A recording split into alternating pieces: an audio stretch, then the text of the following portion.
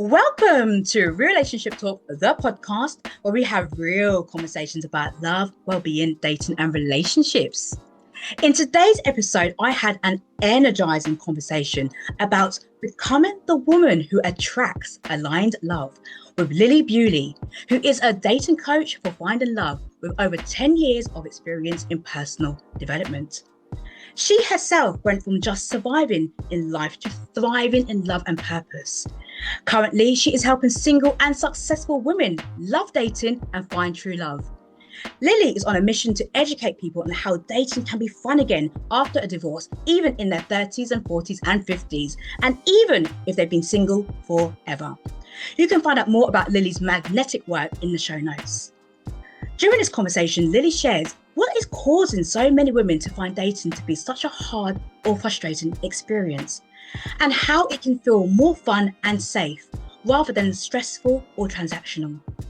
She explains the healing process, attachment styles, and emotional blocks, and how these deeper elements show up in dating and why they matter in being able to be a magnet for love. We also explore dating apps and how they often get a bad reputation. However, Lilli explains why they are the perfect playground for knowing your wants, needs, and boundaries. And you'll gain insight into her feminine dating archetype framework that's been taken by thousands of women and will be transformative for attracting the love you desire. And so much more. You are about to get the whole RLT, aka Relationship Talk, so you're gonna want to watch the entire episode. I hope you will find this conversation as fascinating as I did. And remember to subscribe, hit that like button and that notification bell. I'm Teresha Young, your international wellness and relationship coach. Enjoy, take notes, and get ready to apply all key messages you take away today. Hello, Lilli. Welcome to the show. How are you doing today? Oh, I'm doing well. I'm doing well. This is one of my favorite things to do with just my life and business and stuff is connect with beautiful women on a deeper level. Yeah, I don't know about you, but I was told in my life that I should never be so deep, or no one's ever going to meet me at my depth. So I always love having these conversations. Me too, because you are all about that magnetic alignment, especially when it Mm. comes to dating. And what you're saying is that when you are aligned with somebody, that deepness will be completely aligned with somebody else's deepness, which is why I'm sure we have connected because I'm all about going Hmm. deep. Me too. So, Lilli, I would love for you to share with the audience a bit more about what led you to becoming a dating coach in finding love. Mm. Well, of course, Teresha, it was all about my journey, right? My journey was, I grew up in a home where my parents, was not a great example of, aligned love, healthy love, epic love. It was more of a kind of dominant, submissive thing that I saw in my environment. And along with the things that have happened to me in my life, my traumas, whether that be covert and overt traumas and different things that have happened to me throughout my life, what I started to see is unhealthy patterns in relationships through my 20s and 30s, where basically I didn't know who I was. I got a lot of advice, go be yourself, go have fun, don't go so deep on the first date. And I tried all of those things and nothing um, felt really aligned. I never really felt like myself. I, wore a lot of masks in my life that, I was either funny or sexy or, these different things. But really what it was is I really didn't know who I was. So how can I be myself when I don't know who I am, right? And so it was this journey of healing, of, deep healing work that I did inside of myself to realign my nervous system, realign my inner parts, realign. A lot of women out there know who they want. If they're single, they know what it is that they don't want, but they cannot seem to find what they do want, or the people that are coming to them in their dating life. They aren't emotionally available, they don't have direction, or there's these things that a lot of women these days, at least the women that I work with, they've reached a level to know what they want, in a relationship or in a dating life, but it's not manifesting. And basic law of manifesting is, Mm. for me, the way that I define it is that whatever you're attracting on the outside of yourself, there is a reflection of what's happening inside of yourself. And so that was with me as well. Mm. And so, years and years, months and months, hours and hours of deep level healing work to do this rewiring and to change these beliefs and thoughts and patterns and my behaviors. My behaviors were self-sacrificing and self-abandoning, right? And so, today I'm in the best relationship I've ever had in my life with the most amazing man I've ever known. He sees me and he hears me and he wants me to go deeper. Mm. I knew almost the day that I met him that he was the man for me. And it was all because of really becoming, in my community, we talk about ascension, we talk about up leveling. And we can talk more about that too. But it was really about ascending these different levels inside of myself to become the magnetic woman. And the magnetic woman is the woman that I aspire to be and that all of my clients aspire to be. And it's not 100%, like I'm not always like this, great magnetic force for all the good. I still have all the human patterns and everything like that. And I do come back into myself a lot quicker. I don't self-sacrifice anymore. I don't self-abandon anymore. And really that created this magnetic energy to bring in, like literally God gave him to me, is what I feel like. So I feel the spiritual connection with him that I never thought was possible. And I never was modeled, that Mm. that was something that I could have too. Yeah. What a deeply inspiring journey. That whole magnetizing and just knowing that you knew of the offset that your person was your person when you met him. Mm. So you've used words like healing, for example, and getting to know yourself more, becoming that magnetic woman. For somebody who is like thinking they've got frustrations, they're meeting people who are emotionally unavailable, for example, and they are finding dating really hard. What would be your first step to getting to know yourself better? Because you've done the work, and I'm sure there's people listening thinking, so what's that first step I could take in order to get myself into that position of knowing myself better? Yeah, that's such a good question. I don't know about you and your community, Teresha, but the women that I work with have already done a lot of work on themselves. They, have either done therapy or they've read books and podcasts and things like that. And there is this kind of desire, or there's this underlying pattern or story that I think a lot of self-development actually kind of re-traumatizes in some ways. And that's the idea of like, there's something wrong with me. There's something wrong, Um, and in some ways, this is simple, but not easy, right? Like Mhm. we're talking about very deep level rewiring of the brain, the nervous system, different parts inside of ourselves. In some ways, it's as easy as being loving and self-compassionate and radical self-compassionate with yourself. But if you're listening to that and you try that and it doesn't work, it's because you've never been taught to be Mm. very self-compassionate and loving with yourself in ways that you can really start to get to know yourself. Mm. Because probably in your life, there has been a miscommunication about what love is to you. For example, like I grew up in a home where love was very conditional, Mm. right? Like I straight A student, I was an amazing athlete. I was really good at achieving, really good at performing. And so all of that, I always like to say like my love tank was empty or it had holes in it, right? And so there's a constant unconscious at some points need to continue to fill this bucket that had holes in it. And that was high achieving. It was, making the money, it was getting the body, and all those things. But when I actually got all of everything on the list that all of society told me that I was supposed to have to be happy, I still felt empty. Right. Mm. And so that's the point where I really, was looking at in the mirror and um had gotten ghosted yet again in the dating process, and where I realized like the common denominator here is me, right? And so, that question of like how do I get to know myself better? It's a journey because it's also been a journey to not know yourself, right? Yes. Like these patterns that are so deeply ingrained inside of our brain and our body and our soul takes time to rewire. I mean, it takes time to form new stories. That's why, like, I don't know if you or anyone in your community have tried like affirmations before or have tried, to write a letter to their dream partner, but Mm. it's still not working, is because there's really, really deep seated patterns that are telling you that love means something and it means something that's really kind of not true. And so Mm. it takes a lot.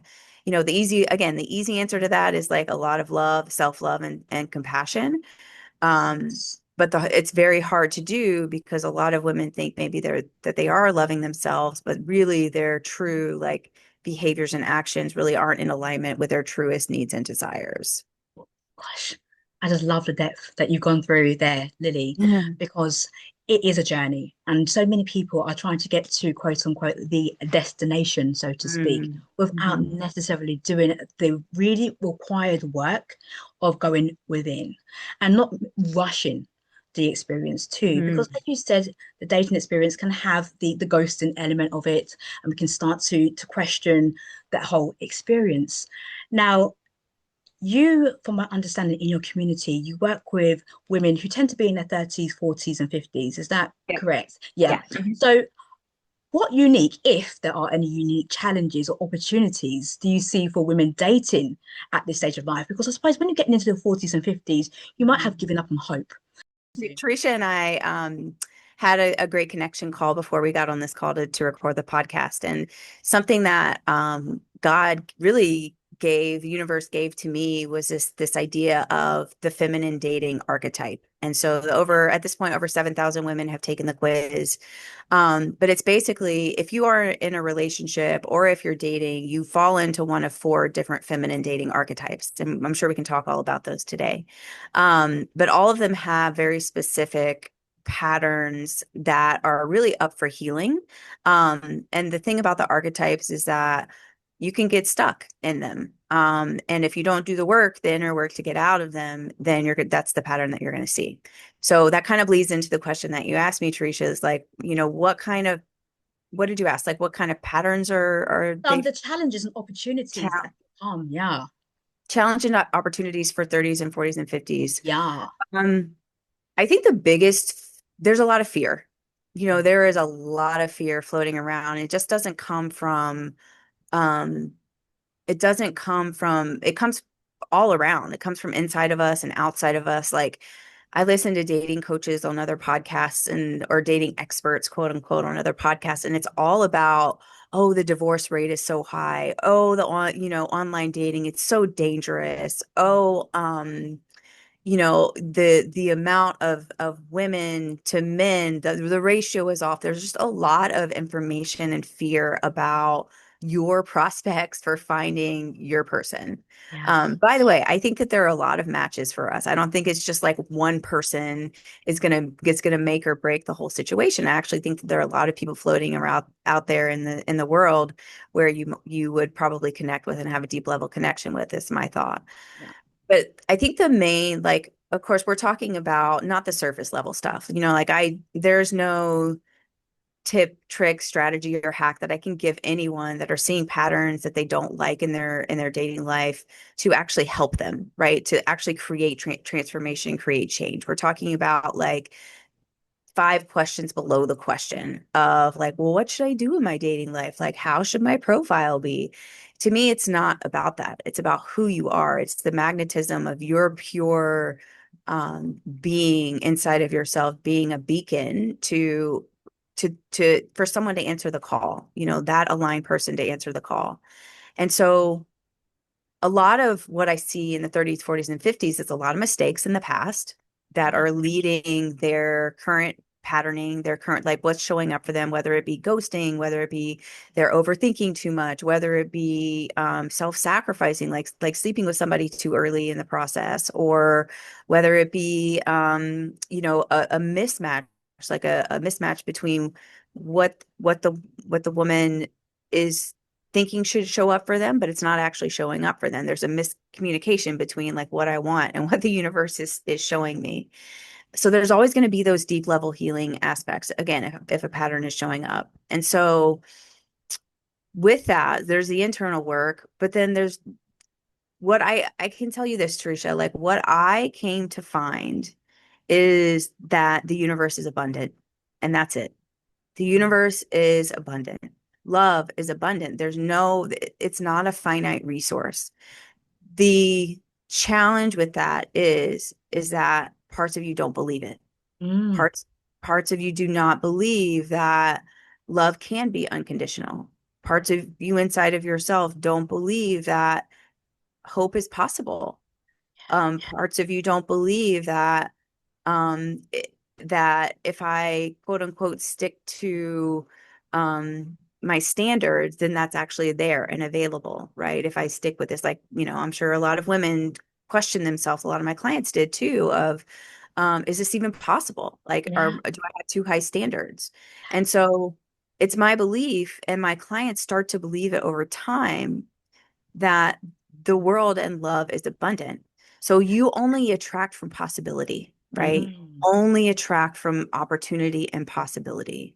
And so the healing work that needs to be done is about, okay, parts of me don't believe that this is possible. Or, I hear all the time, oh, how do I meet good men in my town? There's a scarcity of men. I have a lot of clients like on the East Coast in Washington, D.C., and New York and things like that, where um, they're just constantly bombarded outside and inside themselves with this idea of scarcity. And it's something that I call the scarcity wound. And the scarcity wound will have us competing against other women. The scarcity wound will have us, um, you know, trying to be really sexy to kind of get that connection, but then it dies off after a couple dates, right? Or after we maybe sleep with somebody too early, right? So the scarcity wound will drive our behaviors, our thoughts, our beliefs. So we got to do that healing work with a scarcity wound. And then after that, you will realize, parts of you will realize that, oh, actually, that's just BS, and the world is abundant. And Mm. that's where you attract from. You attract from abundance, but you can't change that with affirmations. You can't just Right. say in the mirror like the world is abundant when parts of you don't believe that that's possible. Yes. Yeah. I love that journey that you've just taken us here because being able to attract from possibility and abundance is key in order to have your desires come true. And what you are sharing there as well, which I absolutely love, is about the ascension too, because you're Mm. starting from one point and you are ascending. So you have your architects, and I would love for you to walk us through, if possible, what ascension looks like, because you also got a quiz, and I would love for you to share more about that too. Yeah, yeah, totally. So if anyone is listening, again, relationship or not, there could still be patterns. If you're in a relationship and you're still feeling kind of unsettled and maybe not completely fulfilled, there you could fit into an archetype as well. So any woman can go take the quiz at datingarchetype.com. Um, I kind of want to start with the fortress woman because I'm super curious Okay. on where you are. Sure. Go ahead. Well, let me just back up a little bit about where these came from, Yeah. right? So I don't know about you, but in my family, I didn't know anything about personal growth work. I didn't, in fact, silence was the best. This is my family of origin. Like silence was the best way to get along. You can't talk about anything, nothing's open for conversation or anything like that. So when I started to do this work, over 10 years ago now, myself, um, I started to obviously, be very introspective and be aware of what was happening inside of me and codependency and patterns um, and attachment styles, right? I learned about all these things. And so through my journey, hindsight's always 2020, but what I realized is that through my dating journey of ascension to getting to the magnetic woman, I passed through these four different gates. Mhm. And as I started to work with clients, I opened my practice about 5 years ago. And as I started to work with clients, they started to go through the same journey of ascension as well, right? And so I had that. And then I had all of these kind of different theories and things about the nervous system, and I had attachment styles and things that I was learning about myself and applying it. And all of this kind of came together. And I always like to say God really, he like just like boom, like here they are. This is something that needs to be talked about. And so that's where this came from. So it really came from me looking back on my journey, came from my clients actually having the same experiences as I did. And really, it was this idea of all of these different kind of things that I was learning about neuroscience and the nervous system and body and healing work and all this stuff. And it really just whooshed in and was like, this is it. So that's where they came from.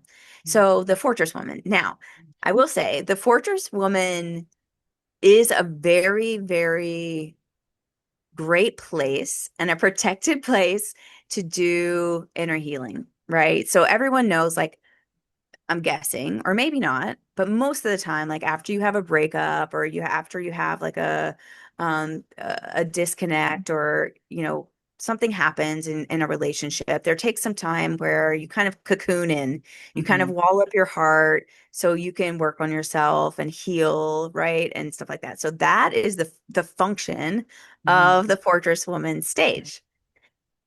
And what happens with that, again, these archetypes are archetypes because if you don't do the healing work, you're going to stay in that for the rest of your life, right? So I have so many questions for you, but I'll let you kind of do your thing. Yeah. But the Fortress Woman, um, that's the good of the Fortress Woman, is that it's a really great place to heal, right? Especially after breakup. Now, the characteristics of a Fortress Woman are like you have the walls the size of the Great Wall of China around your heart.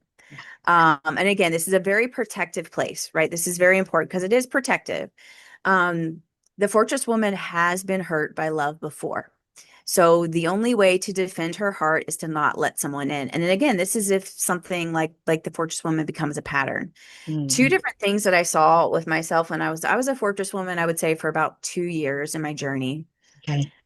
The patterns that I saw when I was a Fortress Woman is if I was like online dating or something like that, I would be really quick to judge and really quick to break off or delete or swipe left. Yeah. Like, for example, like if someone's like had bad grammar or spelled something wrong, it was an immediate swipe left for me.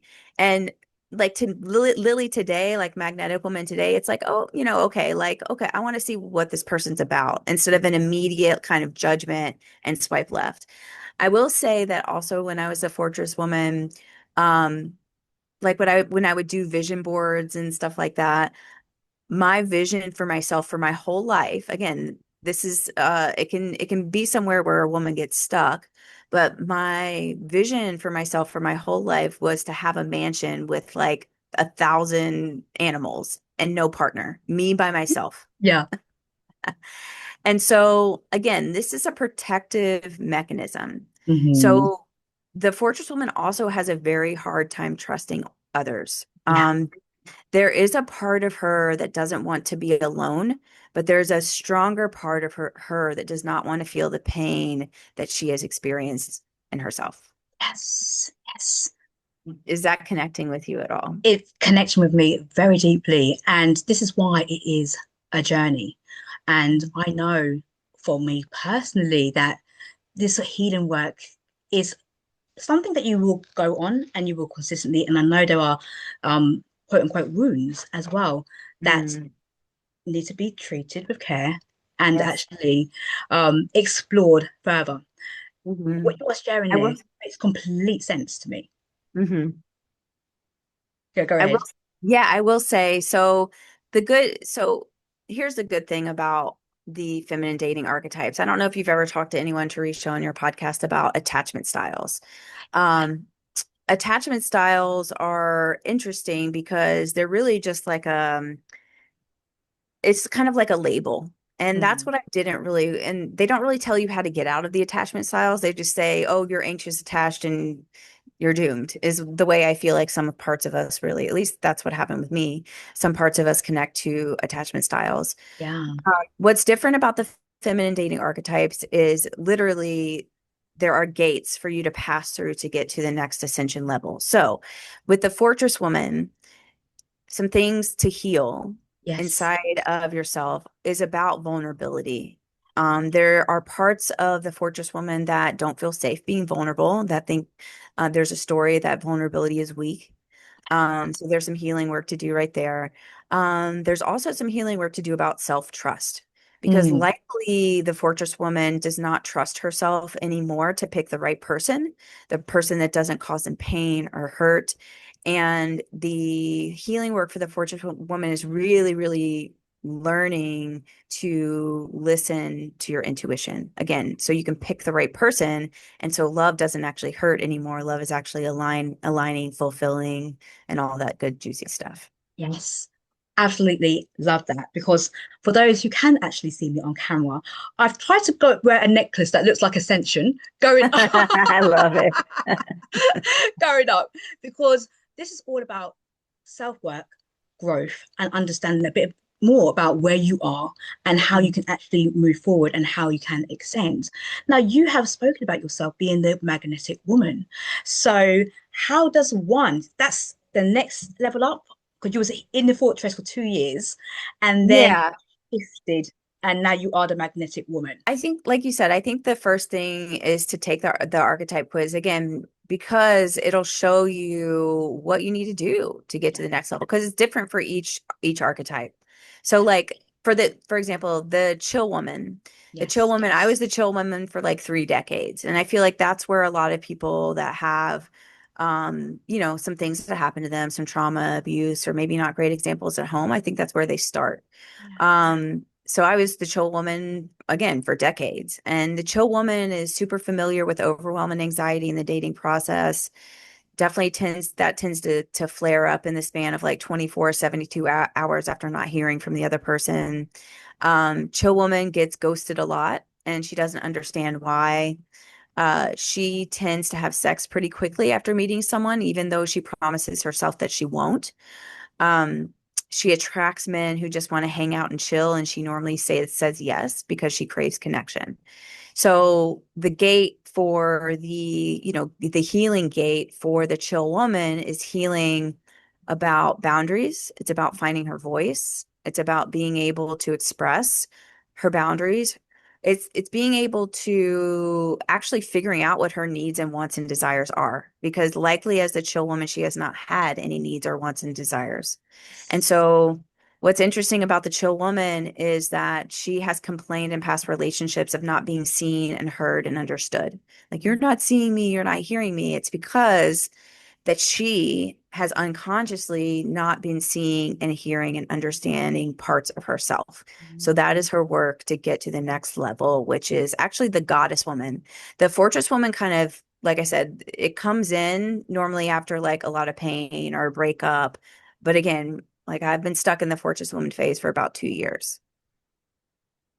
So let's, for clarity, you've got the chill and then you Yep. move to the, It goes does it, chill, yeah. fortress, goddess, and then magnetic. But again, the fortress woman can kind of come online as you kind of go through the dating process again, like if there's a big breakup or something like that, Yeah. right?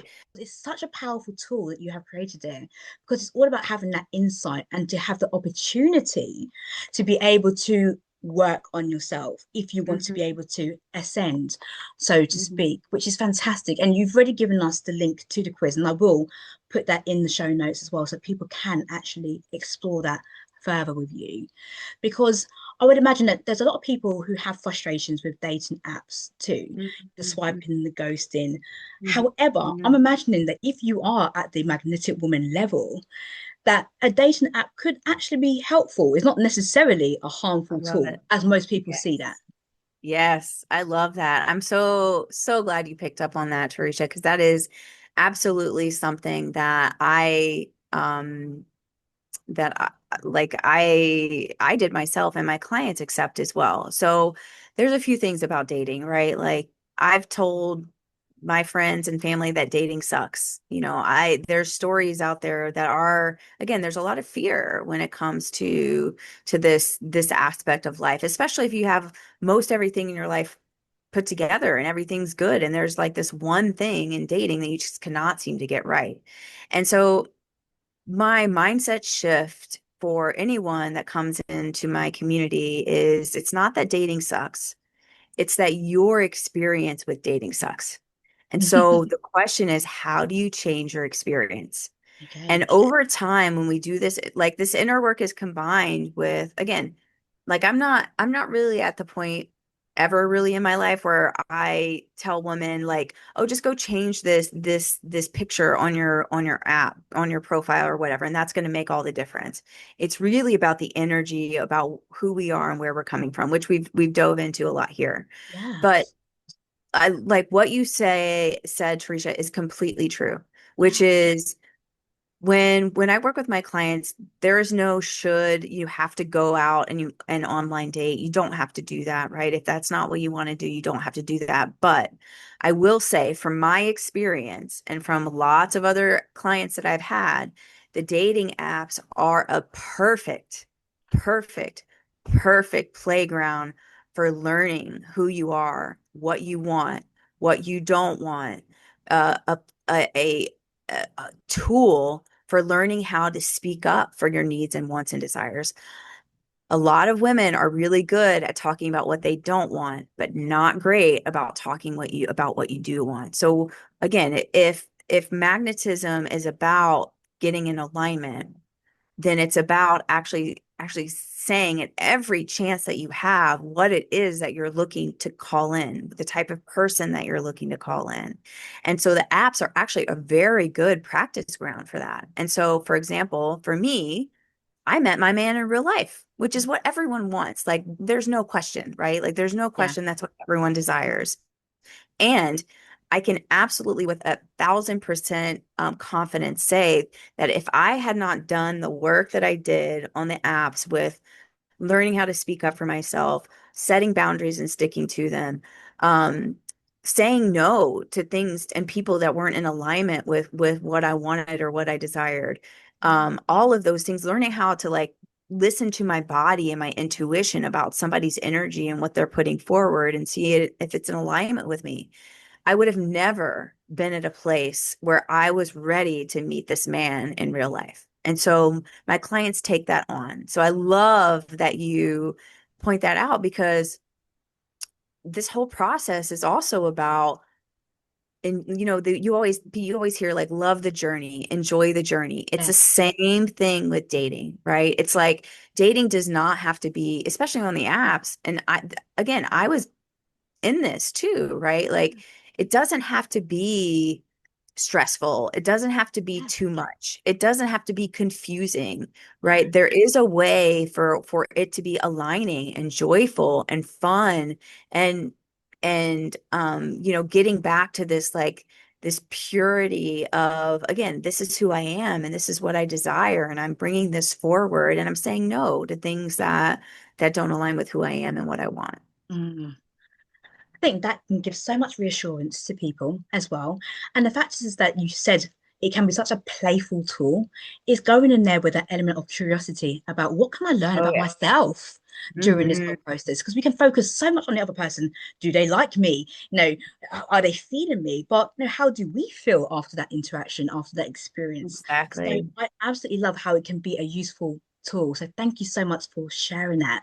And I would imagine that people will get more insight as to knowing what feels safe and what feels fun Hmm. through working with you because you have a community. So I would love for you to share a little bit more about the community and how people can find out more about that, should they want to explore that with you. Yeah, yeah, thank you. Well, I have a few different programs and they're all community focused. I have a couple one-on-one spots available most of the time. My program is actually called Ascension. Ascension Up Level Your Love Life.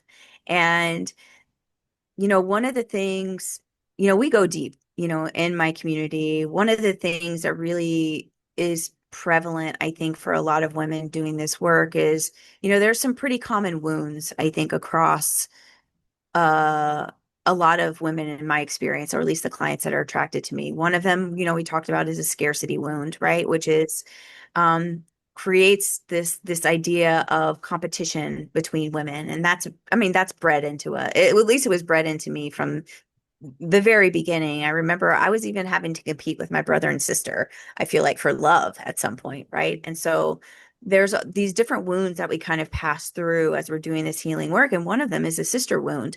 One of them is the wound about not being seen and not being heard. And so my community, what I really, really love about my community is it helps to heal these different wounds inside of ourselves, whether it be, I have to do this on my own, or am I safe to share this? Am I safe to be seen? Am I safe to be heard?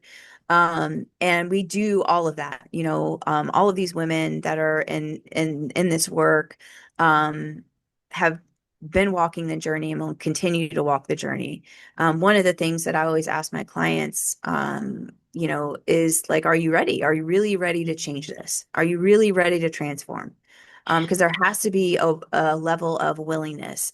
What's funny is, you know, I don't know how you feel about this, Teresha, but I don't think that love is all you need in a relationship.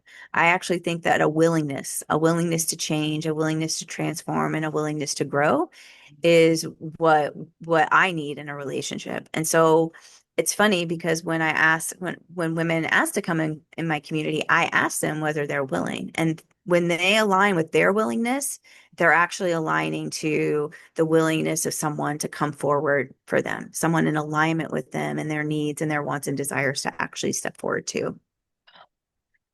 I love that, Lily. I absolutely love that because you started to touch upon one of the questions that I would ask my clients is what's their personal definition of love? Because you've already spoke about how growing up you had this feeling of conditional love when you were growing Oh up. yeah.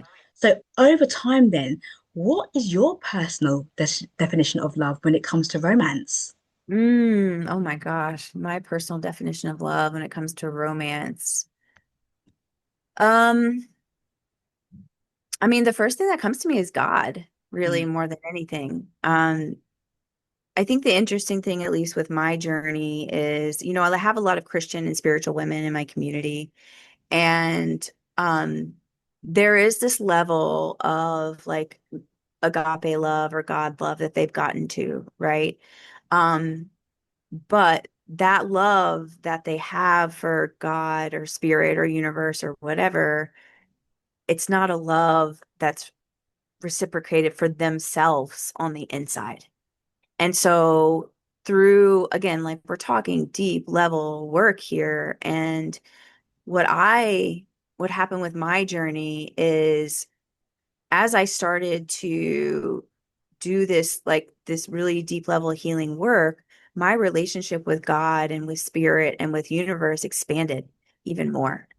And so I think it was kind of crazy the way that I met my man. Like literally God told me that this was it. yeah. Like it was a voice that I had, and I had never experienced that before. Mm, And as I did my healing work, my relationship again with God and spirit started to expand. And so the possibilities started to expand. The feeling of being safe inside of myself and inside of whatever process that I was in started to feel safe. And so, I mean, and the crazy thing about that too is that he has helped me do that even deeper and mm, even more. Like even like this year I got baptized, for example, which like past Lily would have wow. been what the heck? Like Yeah. this is Yeah. not for me. Right. And so like, my definition of romantic love, I guess, is like maybe God and purpose, right? Like I feel like that is who that's who the woman that I've become is the woman that I've always been meant to be, but there is just things and blocks in the way. And so that's Yeah. what I would really love for women to come into too. That's amazing. I am in season 9 of the show, and I have never heard that description of that godlike energy within Mm, you and God. And I think that's going to be so connecting with people who have been avid listeners for the whole 9 season to say, mm, that is something that really connects with me. So thank you for describing that so beautifully, mm, Lily. I really do appreciate you doing that. So we are coming towards the close of our wonderful magnetic mm. conversation that we've had here. And I have a parting tradition on the show for our audience to be left with one key takeaway to help them along their journey of love, well-being, and relationships. And I'd love for you to share one with us, please. Mm. Key takeaway. So if there's a woman listening or even a man that's listening and you're seeing patterns in yourself and your dating life that you're not liking, like they're unhealthy for you, it's not really getting you to the place that you want to be, which is attracting your dream partner. Um, what I really would just love I don't know, just to give not advice, but just to remind that person of is that it's not you. You're not broken. It's just a part of you. It's a wounded part of you leading the dating process. So if you're like seeing something like the chill woman where you get ghosted a lot, it's not you. It's just a part of you that's picking a wounded part of you that's picking just the wrong people, right? And so your work is to do the healing work to heal that part. If you're the goddess woman and, for some reason you're attracting more feminine men than you are masculine, then it's not you that's attracting those people. It's a part of you that's attracting those people. And so this idea of work is doesn't come from a place of fix it. It comes from a place of remembering who you are, remembering what you're here to do, remembering that you are more than an executive, a mom. You're more than a coach or a therapist or a nurse, or even you're more than a Christian woman. You're literally the core of who I am right now that I can say with confidence is I'm loving, I'm caring, and I'm kind, right? The thing about that is that I've always been loving and caring and kind, but I just didn't know who was right for me and who was not. And so my wounds were picking my people. And so the work for us that are having these patterns is to heal those wounds so we can actually pick from our highest self, pick from our aligned self, pick from the place inside of ourself, again, from true internal self-love and possibility. And thank you for sharing that because I think it can be very helpful to actually label things. So you've spoken about the scarcity wound, you've spoken about the sister wound. And when we start to label it, then we can maybe identify with it a little bit more and know what layer we have to go to. So thank you for that share. It's been so, so helpful. And you have spoken about your program.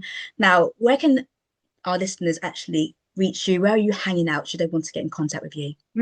Well, thank you so much for this time. Again, I love talking in the depths, so I appreciate you. You're Um, welcome. yeah, I would invite anyone to take the quiz. That's the jump off point for me. It's at datingarchetype.com. It's a 2-minute quiz. It'll help you reveal your blocks to love and help you find your true love match. And that's where anyone can connect with me and check out what's going on. Brilliant, Lilli. I am going to drop any links that you have provided into the show notes so that people can easily take the quiz or easily contact you. And Lilli, I just want to thank you so much for this conversation. I found it really nourishing, very insightful. But you know what? Thank you. Thank you for creating tools and techniques and a community where people can start to embody the truth and remember who they are, just as you said. It's creating that safe space for people to know that love is absolutely possible for them, their relationship. So thank you so much, Lilli. It's been wonderful. Thank you. And for everybody who has taken their time to listen to the show, I want to thank you for your time, for your attention, and for your energy. And until the next episode, take great care of yourself and others too.